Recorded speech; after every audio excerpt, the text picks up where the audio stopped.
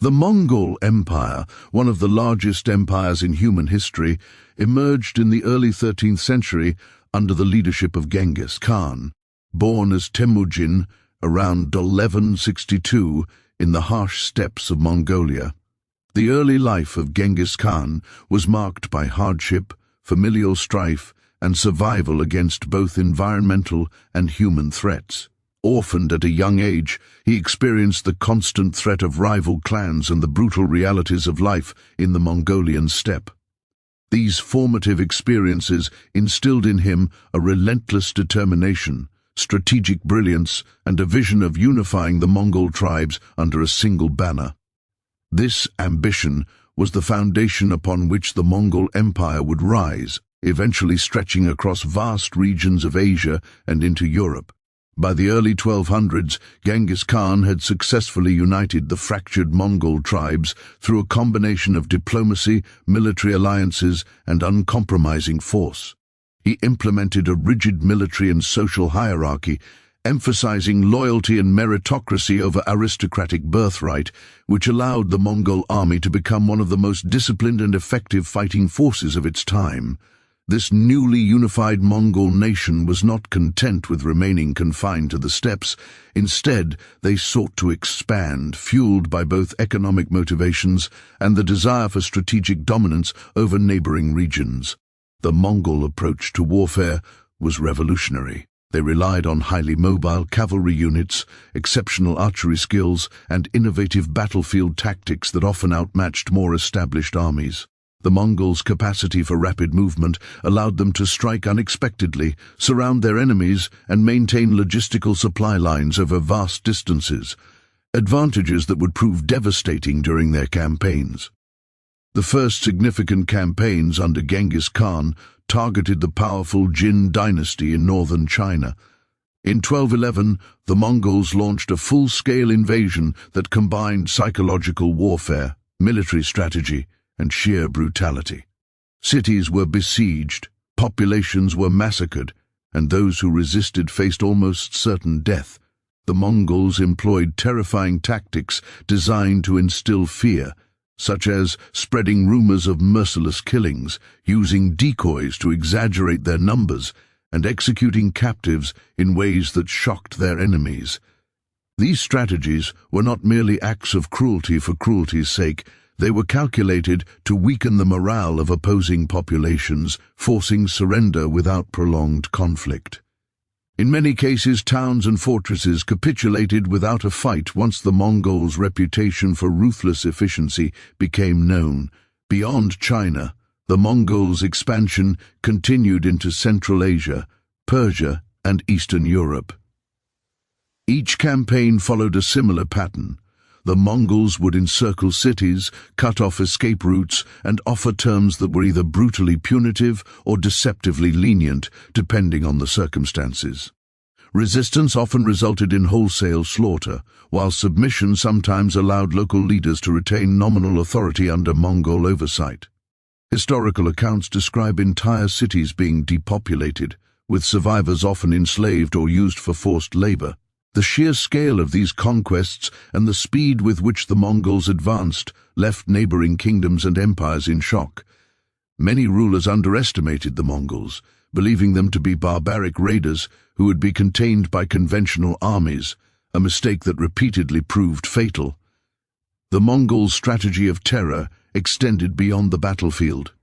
They understood that instilling fear in civilian populations could prevent resistance and expedite conquest. This approach had particular consequences for women and children who were frequently taken captive during these campaigns.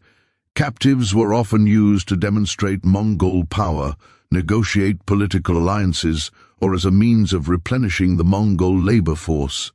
Women, in particular, were subject to abduction and exploitation, with some becoming concubines or being forcibly integrated into Mongol households.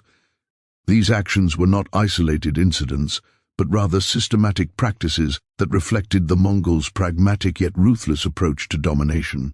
Chroniclers from affected regions, including Persian, Chinese, and European sources, provide harrowing accounts of the human toll of these conquests, detailing mass killings, the destruction of towns, and the enslavement of survivors. One remarkable aspect of the Mongol expansion was its impact on trade and communication networks. Despite the widespread violence, the Mongols established systems that connected vast regions under a single administrative framework. They implemented relay stations, standardized laws, and promoted commerce along what would later be known as the Silk Road. This paradoxical combination of destruction and organization demonstrates the dual nature of Mongol rule. On one hand, extreme violence and terror; on the other, sophisticated governance that facilitated the exchange of goods, ideas, and technology across continents. However, this administrative success did little to mitigate the suffering inflicted on those who first fell under Mongol conquest, particularly the most vulnerable populations, including women and children, whose lives were irrevocably altered by the invasions. It is also important to recognize that Mongol warfare was deeply strategic. Genghis Khan and his generals employed espionage, intelligence gathering, and deception to exploit weaknesses in enemy defenses.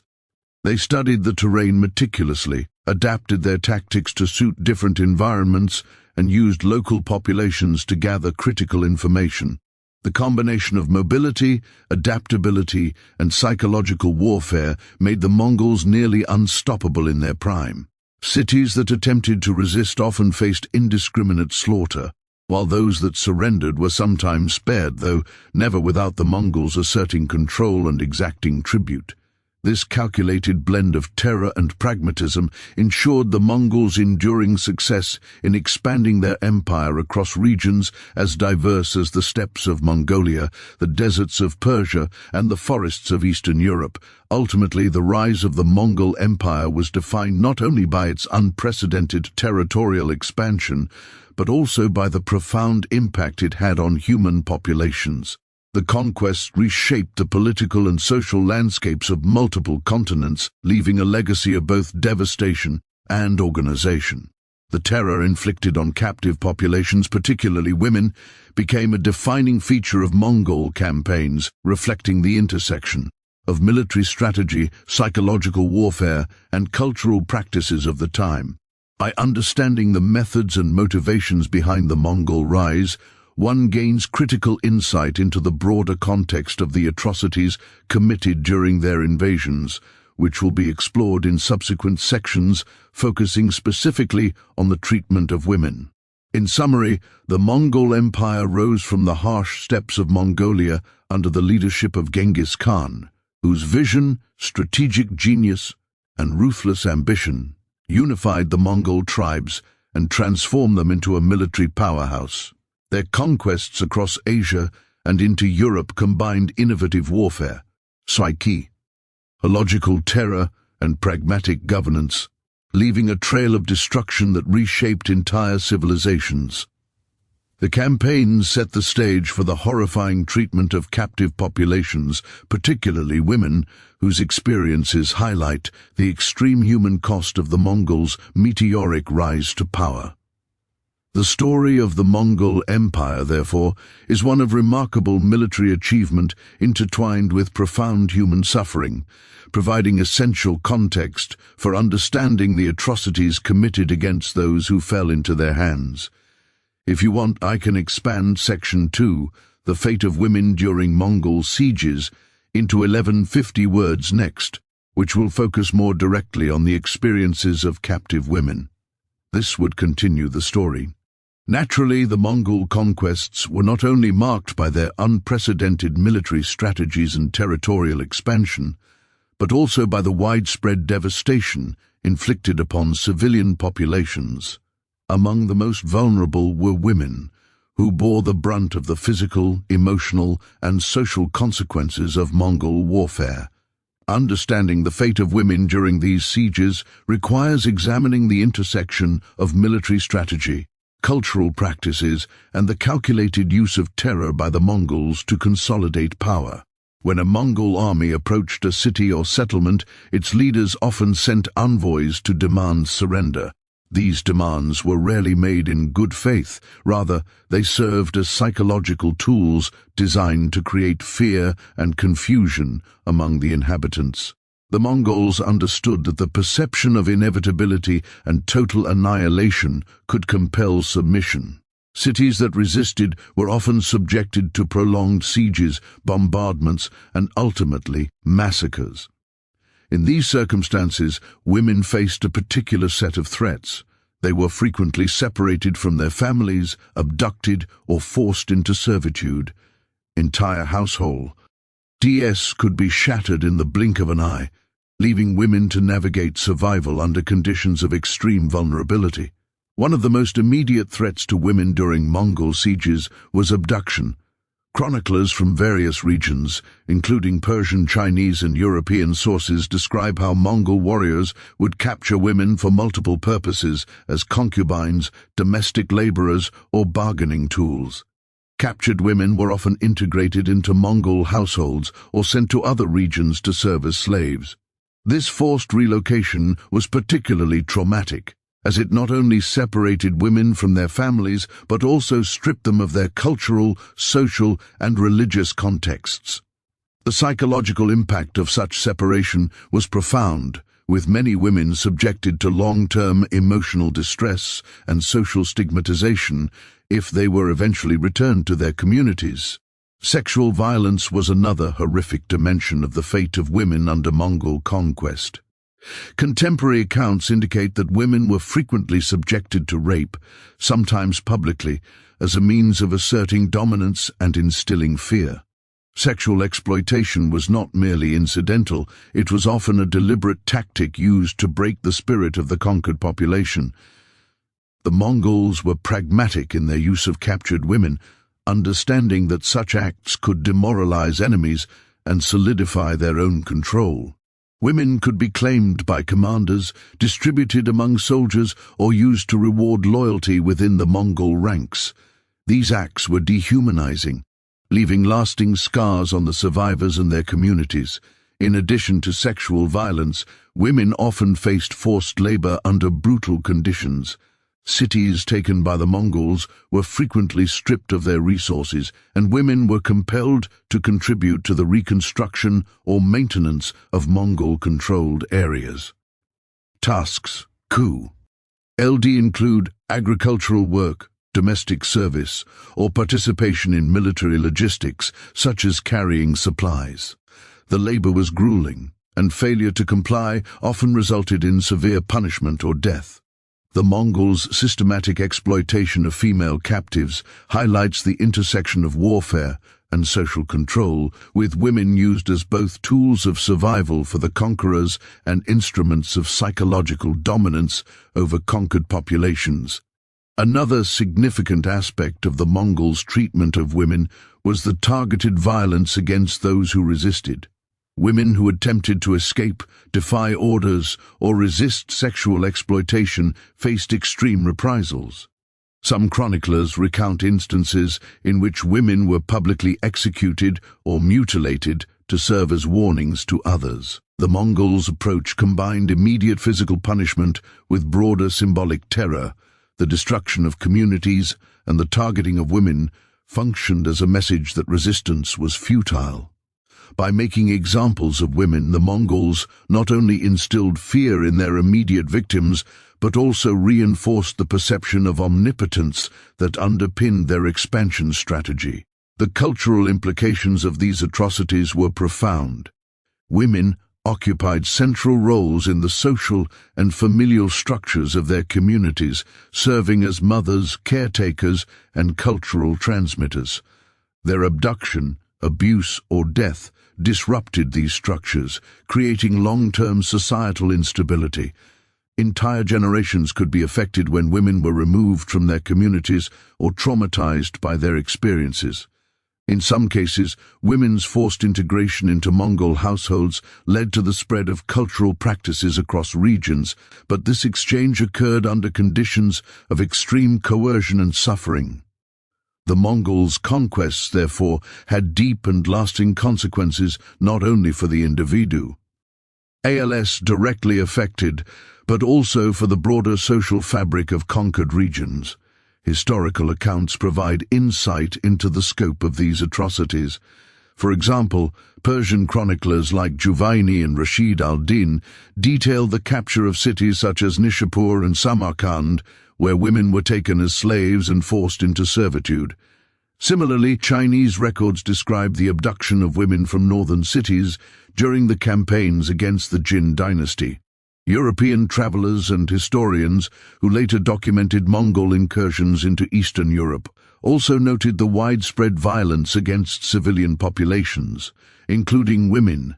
These sources collectively reveal a consistent pattern. Women were systematically targeted during Mongol campaigns, not merely as collateral victims, but as central elements of the empire's strategy of control and terror. It is important to recognize that the Mongols' treatment of women was also influenced by their cultural and social norms. While some contemporary observers viewed these acts as barbaric, within Mongol society they were often justified as part of the spoils of war. Capturing women, whether for labor or sexual purposes, was considered an acceptable reward for soldiers and commanders. The Mongols' nomadic background and the harsh realities of steppe life may have contributed to a worldview in which survival and conquest were paramount, with little consideration for the rights or dignity of the conquered. This cultural framework, combined with military pragmatism, explains why the systematic targeting of women became a recurring feature of Mongol campaigns. Despite the suffering, some women did survive and adapt to their new circumstances. Historical records suggest that a number of captured women were assimilated into Mongol households, marrying into the conquerors' families or taking on influential domestic roles. While this does not diminish the trauma they experienced, it illustrates the complex ways in which women navigated survival under Mongol rule. Some managed to retain a degree of agency, influencing domestic affairs or acting as intermediaries between Mongol rulers and local populations. These stories of survival underscore the resilience of women in the face of extreme adversity, even when subjected to systematic oppression. In conclusion, the fate of women during Mongol sieges was marked by extreme vulnerability, violence, and exploitation. Abduction, sexual assault, forced labor, and targeted killings were all part of the Mongols' calculated strategy to subjugate conquered populations and maintain control. The psychological, social, and cultural impacts of these actions were profound, disrupting communities and leaving lasting scars on survivors. Women were not passive victims. Their experiences shaped the historical record and offer crucial insight into the human cost of the Mongol Empire's meteoric rise. Understanding these atrocities is essential for comprehending the full scope of Mongol conquests, which combined military genius with calculated terror to create one of the most formidable empires in history. The Mongol conquests were marked not only by their strategic brilliance and swift expansion, but also by the profound human suffering they inflicted, particularly on women. Among the most horrifying aspects of these campaigns was the systematic sexual violence and exploitation of captive women.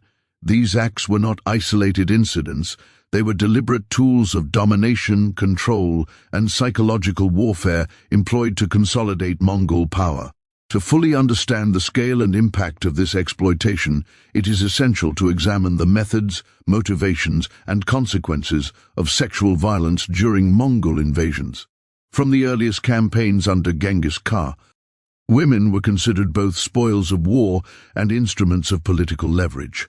When Mongol armies captured cities or settlements, women were often separated from their families and communities. Chroniclers describe scenes in which entire populations of women were taken into custody while men were executed or sent to the front lines.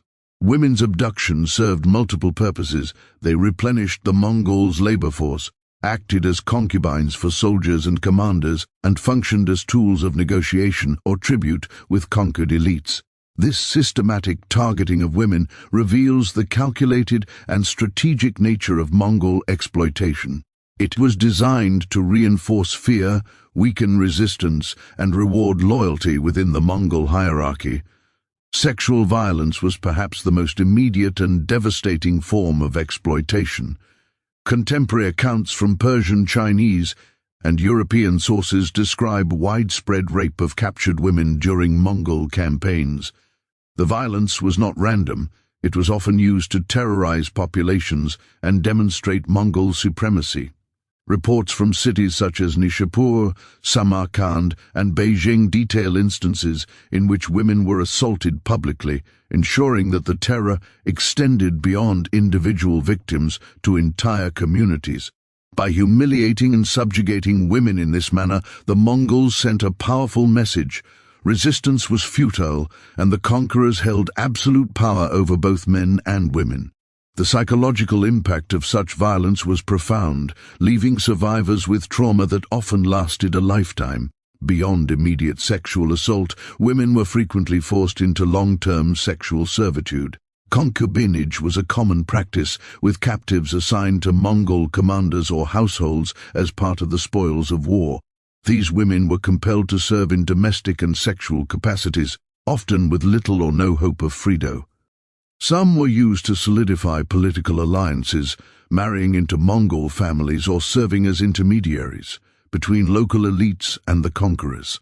While a few women may have gained influence or status within these households, their agency was extremely limited, and their circumstances were dictated by coercion and survival.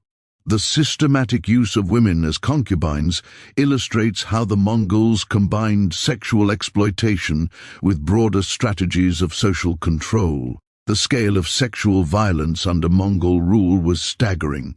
Entire regions experienced the mass abduction and forced servitude of women. In Persia, for example, chronicler Juvaini recounts the capture of thousands of women following the sacking of cities like Merv and Nishapur. Chinese sources similarly describe the large-scale seizure of women during campaigns against the Jin dynasty, where female captives were distributed among soldiers and commanders. European travelers, who later documented Mongol incursions into Eastern Europe, noted that women were among the most vulnerable during these invasions, often abducted or raped, while their male relatives were executed. Across these accounts, a consistent pattern emerges. Sexual violence was not a byproduct of war, but a deliberate tool of Mongol conquest. The Mongols' treatment of captive women extended beyond sexual assault. Women were also forced into labor and other forms of exploitation that compounded their suffering. They were tasked with domestic work, agricultural labor, and even logistical support for the Mongol military.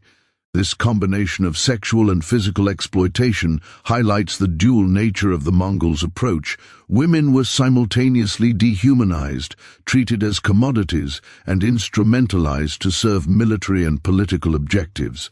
The integration of women into Mongol households or labor systems also facilitated the expansion of Mongol influence, as captives often transmitted cultural practices and knowledge to new regions, though this exchange occurred under extreme coercion.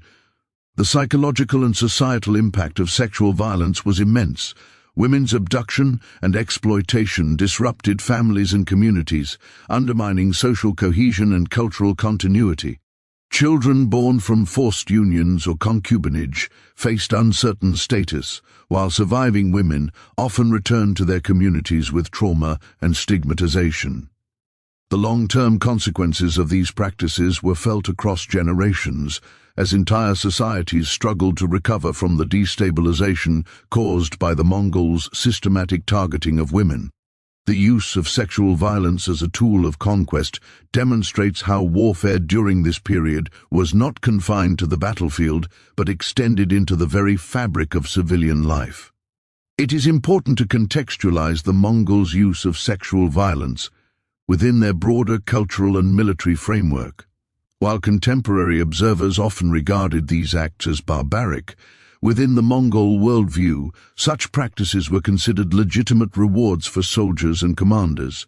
Capturing women and incorporating them into Mongol households was a socially accepted outcome of warfare, reflecting both the practical needs of a nomadic society and the strategic objectives of empire building. The Mongols' pragmatism allowed them to rationalize these acts as necessary for consolidating control and maintaining loyalty, though from a modern perspective, they represent egregious violations of human rights and dignity. Resistance by women was met with extreme brutality. Chroniclers record instances in which women who attempted to escape, resist sexual exploitation, or defy Mongol authority were executed or subjected to public humiliation. These punishments served as warnings to other captives and reinforced the perception of Mongol invincibility. The deliberate targeting of women for punishment illustrates the interplay between sexual violence and psychological warfare. Women's suffering was leveraged to instill fear, maintain order, and suppress rebellion within conquered territories. By controlling women in such a direct and violent manner, the Mongols were able to consolidate power with minimal ongoing military engagement in some regions. Despite the overwhelming violence, some women managed to survive and even navigate limited paths to influence. Historical accounts suggest that certain women integrated into Mongol households gained a degree of agency, acting as intermediaries between Mongol rulers and local populations, or managing domestic affairs.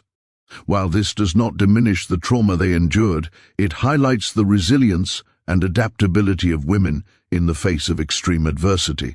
Their experiences provide insight into the complex dynamics of power, coercion, and survival during Mongol conquests. In conclusion, sexual violence and exploitation were central features of the Mongol approach to conquest.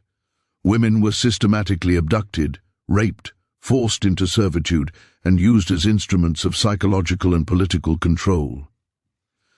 These acts were deliberate and calculated, designed to terrorize populations, reward loyalty, and consolidate Mongol authority. The human toll was staggering, with countless women traumatized, families destroyed, and communities destabilized. Understanding the scope and impact of sexual violence under the Mongols is essential for comprehending the full scale of their conquests and the profound suffering inflicted on civilian populations. The experiences of these women underscore the intersection of warfare, gender, and power, revealing how the Mongol Empire, while remarkable for its military achievements, was also defined by its capacity for cruelty and exploitation. While abduction and sexual exploitation were among the most infamous aspects of Mongol campaigns, the empire's brutality extended far beyond the initial capture of populations. Women in particular faced a wide array of violent measures even if they survived the initial siege. The Mongols employed calculated methods of terror, execution, and punishment designed to enforce submission, deter resistance, and maintain their expanding dominion. Understanding this facet of Mongol warfare requires examining the systematic and often ritualized nature of their cruelty, which targeted civilians, particularly women, in ways that were as strategic as they were horrifying. The Mongols were masters of psychological warfare, and this extended to the treatment of women who resisted their authority. In cities and settlements that defied Mongol advances, women were often used as symbols of punishment and intimidation. Chroniclers from Persia, China, and Europe recount that women who attempted to escape captivity or refused to comply with Mongol demands faced execution, mutilation, or public humiliation.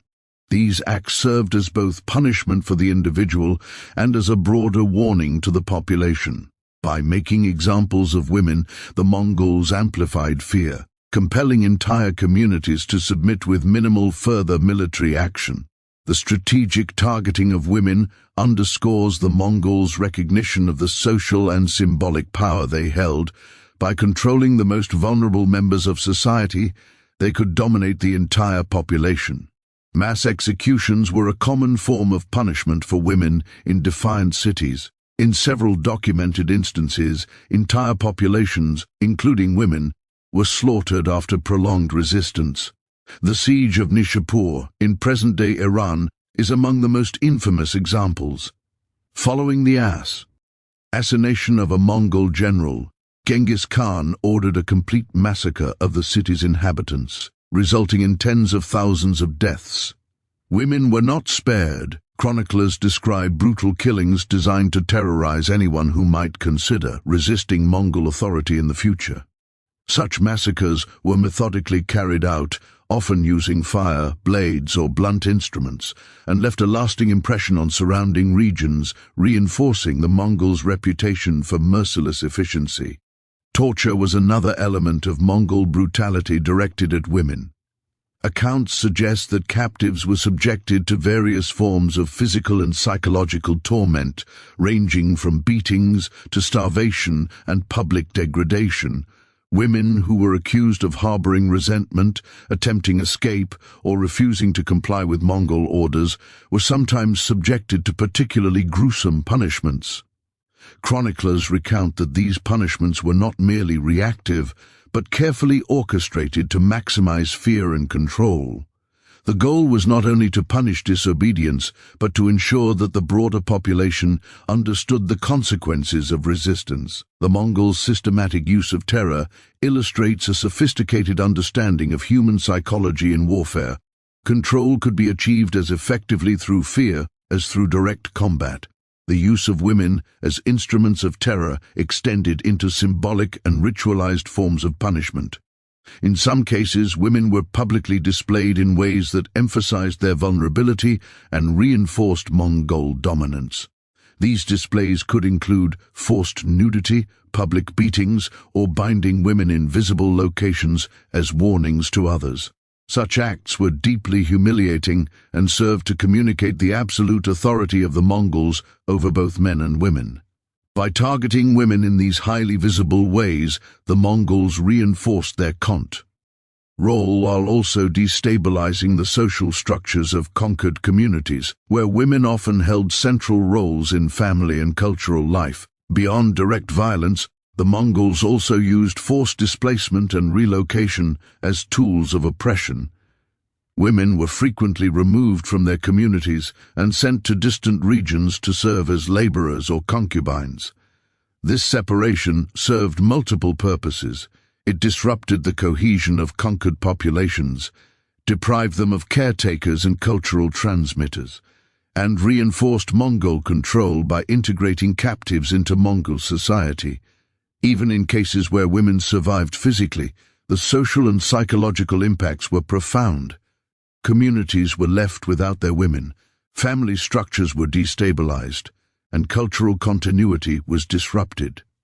In this way, the Mongols extended their brutality beyond immediate physical violence, using systemic social disruption as a weapon of conquest. The psychological trauma inflicted on women during and after Mongol campaigns was compounded by the unpredictability of survival. While some women were spared execution or exploitation, they lived under constant threat, often subjected to humiliation, forced labor, and the looming possibility of further violence. Chroniclers note that the fear instilled by Mongol brutality lingered long after the armies had moved on. Women who returned to their communities faced the dual challenges of coping with personal trauma and navigating the social consequences of abduction or forced servitude. The Mongols' deliberate targeting of women as both victims and symbols of terror amplified the psychological impact of their campaigns, ensuring that the memory of Mongol cruelty persisted for generations. Historical sources provide vivid accounts of the extremes of Mongol brutality. In Persia, chronicler Juvayni details the mass executions and public displays of captives following the conquest of Merv and Nishapur. Chinese historians, documenting the Mongol campaigns against the Jin dynasty, describe cities where women were bound, raped, or executed en masse to ensure compliance. European accounts, particularly from travelers and envoys who witnessed or heard of Mongol incursions into Eastern Europe, reinforce the consistent pattern. Women were systematically targeted for violence, exploitation, and terror. Across continents and cultures, the Mongols' use of brutality against women was a calculated component of their military and political strategy. The Mongols' rationale for such extreme violence was intertwined with their broader approach to conquest. Their military campaigns were designed not only to defeat armies, but to subjugate entire populations efficiently. Women, as key figures within families and communities, represented both vulnerability and influence. By exerting control over women through violence and terror, the Mongols undermined the social cohesion of conquered regions, ensuring that resistance would be minimal and future compliance more likely. In this sense, brutality beyond capture was not merely a reflection of cruelty, it was a strategic instrument aimed at consolidating power and maintaining empire over vast and diverse territories. It is also important to recognize the long-term effects of Mongol brutality on women and their communities. Beyond immediate physical harm, these acts of violence disrupted cultural, social, and familial structures. Communities lost caregivers, mothers, and cultural transmitters, leaving lasting gaps in social continuity. Women who survived often carried lifelong trauma, and the memory of such atrocities influenced how populations perceived the Mongols and other conquerors. The systematic targeting of women in acts of extreme violence reveals not only the Mongol military pragmatism, but also the deeply human consequences of their methods, a legacy of suffering, fear, and social disruption that endured long after the Mongol armies had departed. In conclusion, the brutality inflicted on women beyond capture highlights a central aspect of Mongol warfare, the deliberate use of terror as a tool of conquest. Executions, torture, public humiliation, and forced relocation were not incidental consequences of war, but integral to the Mongols' strategy of domination. Women, as pivotal figures within families and communities, were targeted both for their vulnerability and for the symbolic power their suffering conveyed. The psychological, social, and cultural consequences of this brutality were profound, leaving a lasting mark on the regions affected by Mongol expansion. By examining these acts, we gain a deeper understanding of the full human cost of the Mongol Empire's rise, a cost measured not only in lives lost, but in the enduring trauma imposed on women and the communities that depended on them. The Mongol Empire's conquests left an indelible mark on world history, not only because of the vast territories it controlled, but also because of the human suffering it inflicted, particularly on women and vulnerable populations. While the Mongols are often celebrated for their military genius, organizational skills, and the opening of trade routes across Eurasia, the legacy of their brutality and the experiences of the conquered, including widespread sexual violence, abduction, and terror, have remained a significant aspect of historical memory. Understanding the legacy of the Mongols requires examining both the contemporary historical records that document their actions and the long-term cultural, social, and psychological impacts on the societies they conquered. Contemporary chroniclers provide the most immediate insight into the Mongols' treatment of women and civilian populations. Persian historians such as Juvaini and Rashid al-Din, for example, wrote extensively about the conquests of cities like Nishapur, Merv, and Samarkand. Their accounts often include graphic descriptions of mass executions, forced labor, and the abduction of women, revealing the systematic nature of Mongol violence. Juvaini recounts entire cities being depopulated after resistance, with women and children captured, enslaved, or subjected to sexual exploitation. Rashid al-Din further documents how the Mongols integrated women into households as concubines or servants, emphasizing the calculated and strategic use of female captives. These Persian sources, while written from the perspective of those conquered, provide invaluable evidence of the Mongols' policies and methods, and they consistently portray women as central targets of conquest and instruments of social control. Chinese sources offer a parallel perspective, particularly regarding the Mongols' campaigns against the Jin dynasty in northern China. Chroniclers describe how women were separated from their families, forced into servitude, and in many cases, subjected to sexual violence. Some records indicate that female captives were redistributed among Mongol commanders as part of the spoils of war, demonstrating a systematic approach to exploitation. In addition, the Chinese historical texts highlight the use of terror as a strategic weapon, showing how the treatment of women was intertwined with broader goals of political domination. These accounts underscore that the Mongols' brutality was not an incidental byproduct of war, but a deliberate element of their strategy to consolidate power over vast and diverse populations. European travelers and historians also contributed to the historical record, particularly concerning the Mongols' incursions into Eastern Europe. Figures such as Giovanni da Pian del Carpine and William of Rubruck documented the Mongols' military campaigns and noted the widespread suffering of civilians, including women.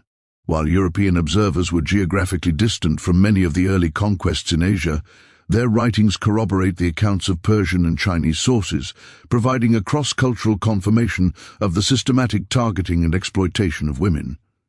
These records suggest that the fear and horror inspired by the Mongols were not confined to local populations, but resonated across continents, shaping international perceptions of the empire. The legacy of Mongol brutality against women extended beyond the immediate effects of conquest and into the social and cultural fabric of the affected regions. Women's abduction, forced labor, and sexual exploitation disrupted families and communities, undermining social cohesion and altering demographic patterns. In some cases, children born from forced unions were absorbed into Mongol or other local populations, while entire households were displaced or destroyed. These disruptions had long-term consequences, weakening the ability of communities to recover, perpetuating cycles of trauma, and influencing the social and cultural development of regions for generations. The Mongols' actions thus created not only immediate suffering, but also lasting structural and psychological impacts on societies across Eurasia. Another dimension of the legacy is the role of memory and historiography. The Mongols' conquests were preserved in historical records, literature, and oral traditions, often emphasizing the terror and brutality experienced by civilian populations. These narratives reinforced the Mongols' reputation as ruthless conquerors and shaped how later generations understood and remembered their empire. The accounts of women's suffering in particular provide a lens through which historians can study the intersection of gender, warfare, and power in the medieval world. By examining the systematic targeting of women, scholars gain insight into the broader social consequences of empire building and the mechanisms through which violence and coercion were used to maintain dominance. The Mongols' legacy also raises questions about the interplay between military innovation and human cost. While they are often admired for their organizational skills, logistical achievements, and the facilitation of trade across the Silk Road, these accomplishments were achieved alongside, and often through, extreme human suffering. The treatment of women, in particular, highlights the moral and ethical dimensions of conquest, challenging simplistic narratives of empire as either purely strategic or beneficial. By integrating the experiences of women into the historical record, we gain a more nuanced understanding of the Mongols' impact, recognizing that their legacy encompasses both remarkable achievements and profound human atrocities. In addition, the Mongol conquests influenced subsequent military strategies and political policies in regions they controlled or threatened. The use of terror, public execution, and the systematic exploitation of women became reference points for later rulers and armies, shaping the conduct of warfare in Eurasia for centuries. Communities that survived Mongol invasions often developed social, cultural, and defensive strategies in response to these experiences, including fortified cities, ritualized protection of women, and legal frameworks aimed at mitigating vulnerability during conflicts. The enduring influence of Mongol methods demonstrates that their legacy extended beyond immediate conquests, leaving a long-lasting imprint on regional governance, military strategy, and societal norms. Modern scholarship continues to grapple with the complexity of the Mongols' legacy. Historians analyze the interplay between their military genius, administrative innovations, and the extreme human costs of their conquests. The systematic targeting of women serves as a critical lens for understanding these dynamics, revealing how gendered violence was not incidental but integral to the Mongol strategy of empire. Contemporary historians also explore the ways in which trauma, memory, and oral tradition preserved the experiences of women, contributing to a broader understanding of medieval warfare and its consequences. By examining these records critically, scholars highlight the importance of including gendered experiences in historical narratives, ensuring that the suffering of women under Mongol rule is neither overlooked nor minimized. In conclusion, the legacy and historical record of the Mongol Empire are multifaceted, encompassing both extraordinary achievements and extreme human suffering. Women, as central figures in their societies, were systematically targeted for abduction, sexual exploitation, forced labor, and public punishment. Contemporary chroniclers from Persia, China, and Europe documented these experiences in vivid detail, providing a consistent record of the methods and consequences of Mongol conquest. The long-term impact of these actions disrupted social structures, influenced cultural and demographic patterns, and left a profound psychological imprint on affected populations. Furthermore, the memory of Mongol brutality shaped historical narratives, influencing how subsequent generations perceived empire, warfare, and gendered violence. By studying this legacy, we gain a deeper understanding of the human cost of conquest, the strategic use of terror, and the central role of women in the history of one of the most formidable empires the world has ever known.